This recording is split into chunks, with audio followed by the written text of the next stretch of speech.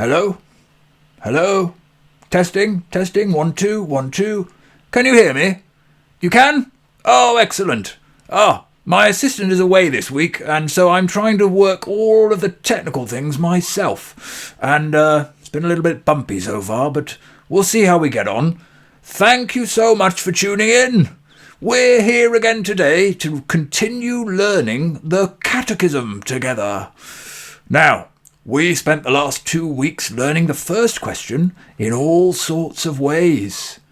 The question is, can we remember? I hope so, but let's find out. After 3, I want you to say the first question and answer with me. Are you ready? 1, 2, 3. What is our only hope in life and death? That we are not our own, but belong to God. Wonderful! Oh, you've picked that up so well. I knew from the first time I saw you were a bright bunch. Today, then, we move on to the second question and answer. Now, let me just see if I can get it up on the screen. This one? Oh, no, not that one. This one? Oh, no, not that one either. Then it must be this one.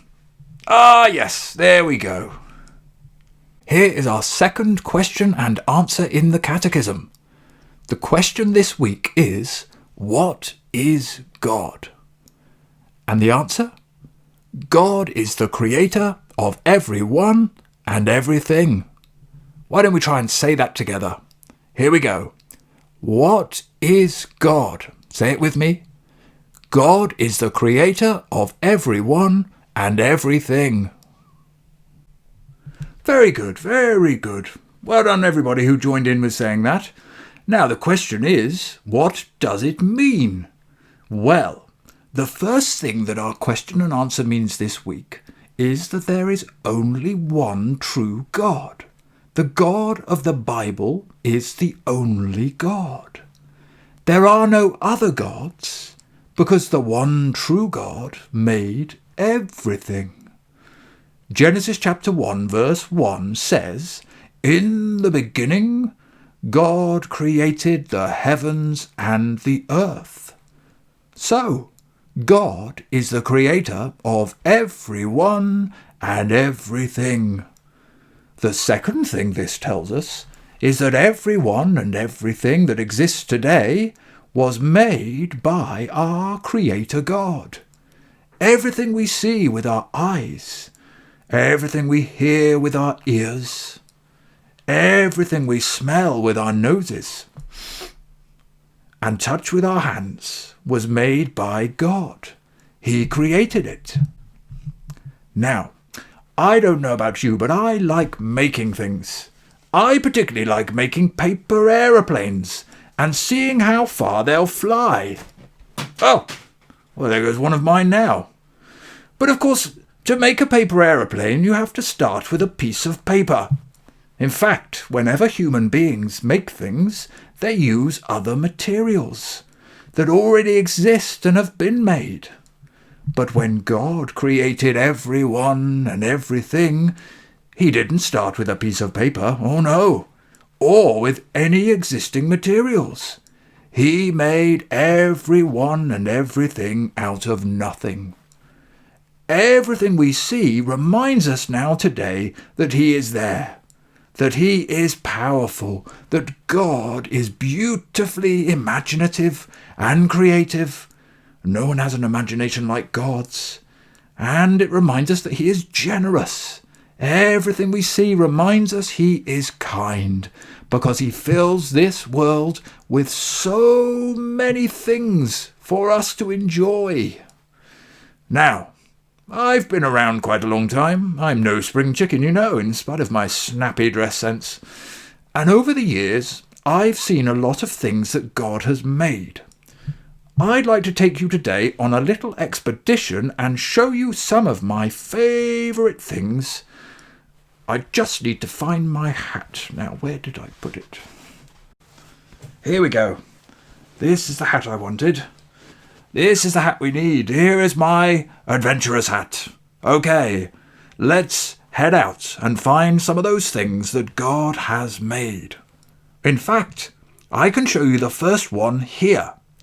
Because you see, the first thing that the Bible tells us God created in the very beginning was the light and the darkness. That's right, God made the light, which is excellent, because without light it would always be dark, and I'm so dreadfully clumsy in the dark, always tripping over things when I can't see. Now, let me show you what I mean. There we go. See, in the dark, imagine if the world was always dark. What would it be like? No, we're so thankful for the light that God has given us. Now then, let's just switch the light back on before we go. Where is it? Over here somewhere? Oh,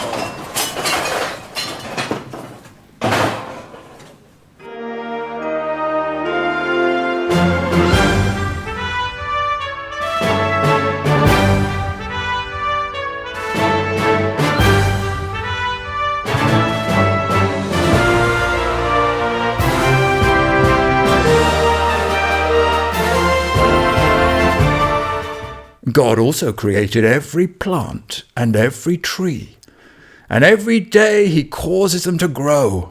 He sustains them and looks after them, and with them he produces oxygen for us to breathe, and food and fruit for us to eat. I am getting a bit hungry, actually. Let's have a look. Yes, I don't think these ones are particularly edible, but never mind, we'll get a little snack later on. Let's find something else that God has made.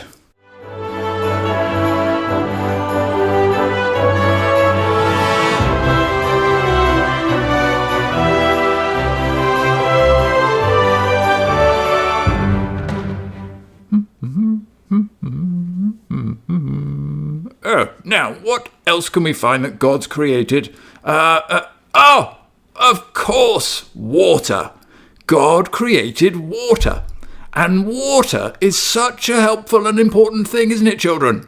We can drink it on a hot summer's day. We can swim in it when we go to the beach. And, of course, we can take a bath in it after a long day's expedition like the one we're on today. Does look rather tempting. Must remember this at the end of the day to take a nice long bath. Okay, let's go find something else that God has created. Onward!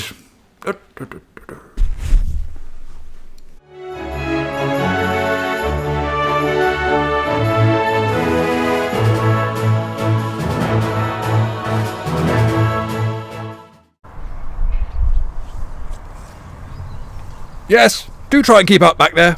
Now, to see the next thing on our tour of things that God has created, we need to look up. No, not at the ceiling. I'm talking about the sky. God made the sky and everything in it. The clouds, the rain, the birds, and the stars. Wherever we go, the sky is always there above us to remind us of the greatness and the majesty of our Creator. Amazing.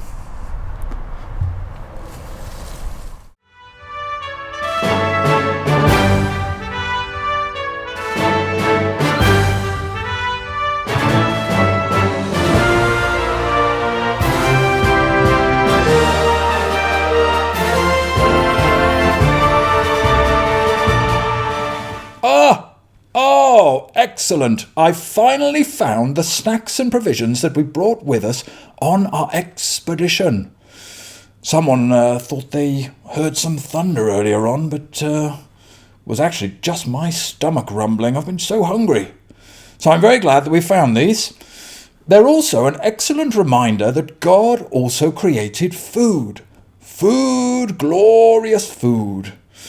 In Matthew chapter 6, Jesus reminds us that it is God who gives us our daily bread. And he also gives us bananas, mackerel, and cake. Every day our generous Creator generously feeds us. Why don't we tuck in together?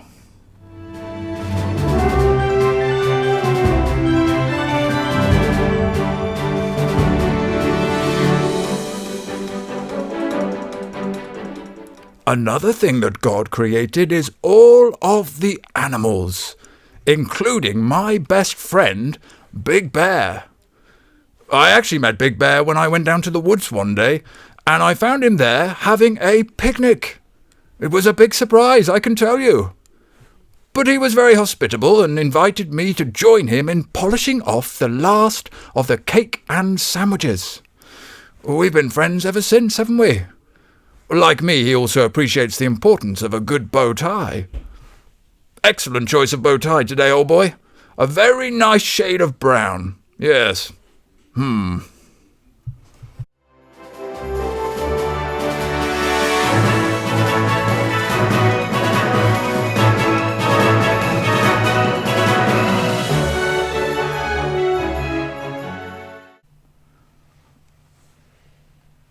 Yes. Here we are. Home sweet home. Well, there of course was so much more that I could have shown you of the things that God has created, but my legs were getting a little bit tired, and I'm sure that yours were as well. Well now, I hope that you enjoyed our expedition. It's always good to get home though again, isn't it, after a long trip? Speaking of a trip, another thing we need to understand about God being the creator of everyone and everything is that he didn't just create everything back in the beginning and then disappear or go on a holiday trip somewhere. No, the Bible tells us that he's continually at work, sustaining all things. Colossians 1 verse 17 says, "In him all things hold together." God is the one who keeps everything going. Did you know that? He's the one who keeps the earth spinning and orbiting the sun. He keeps the sun and the stars in the sky. He causes the trees to grow and the wind in the air to blow. Whenever I sit down in my chair, which is quite often between you and me, it is God who is sustaining the wood and the screws in the chair. It is God who holds it together so I can enjoy a rest. And it is God who is keeping and sustaining us too, you and me, every second of every day. He keeps our hearts beating, our blood flowing, our lungs pumping, and our eyes blinking. Well, apart from my eyes at the moment. He even makes my moustache grow. Although I do like to give it a little bit of a trim and a tidy up from time to time, there's no excuse for scruffiness now, is there? Now, the fact that God creates and sustains all these things also reminds us of one more thing, that he is near us. Wherever we see created things, which is everywhere, it is a reminder that God is with us there, that he is there. He's closer to each one of us than my moustache is to my nose. In Psalm 139, King David takes great comfort in the fact that there is nowhere he can go where he could ever escape God's presence. So, you don't need to worry. If you go to another country on holiday, or you dive to the bottom of the ocean, or you became an astronaut and went into outer space, there is nowhere you could go where God would not be there. Nowhere you could go where you could escape God's loving presence. In fact, he loves his creation so much that he has made a plan to one day restore all the broken things, including us, through the death and resurrection of his Son Jesus. But that is a lesson for another week and another catechism question. I think we've got just enough to be working on right now with this week's question. Now, just before we finish, why don't we practice saying the question and answer together one more time? Then I'll leave you to listen to this week's song, and I'll go and start preparing next week's video, where we'll be returning to this same question and finding some more fun games and challenges to help us learn it. So, here we go. Let's say the question again. What is God? God is the creator of everyone and everything. That's it. Well done, everybody. Right, well, I think it's time for us to say goodbye and to have a listen to the song together. So, toodle pip. See you next week. Bye-bye. Now, how do we turn the music on here? Where's that button gone again?